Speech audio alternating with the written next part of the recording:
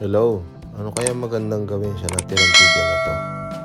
Try natin kung anong dapat gawin. At ito nga, naisip natin, shredded na lang natin yung chicken. Nag-prepare na tayo ng bawang, sibuyas. Chicken.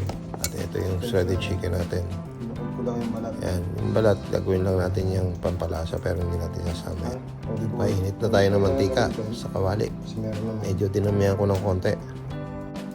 At nang uminit na, lagay na natin ang shredded chicken. Toast lang natin yan hanggang sa lumutong. Pag malutong na, saka tayo magigisa. Lagay lang natin lahat yan. At antayin natin hanggang sa lumutong.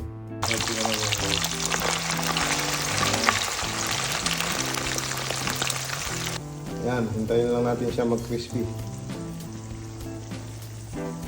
Sa isang kuwali, isayin natin yung sibuyas bawang para sabay na.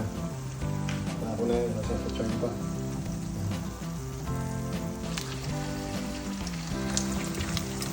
Kaluin lang natin.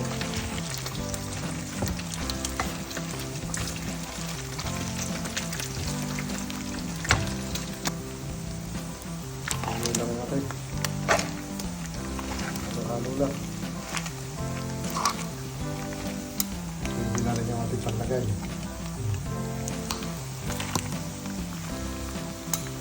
Lagyan natin yan. Pink flakes.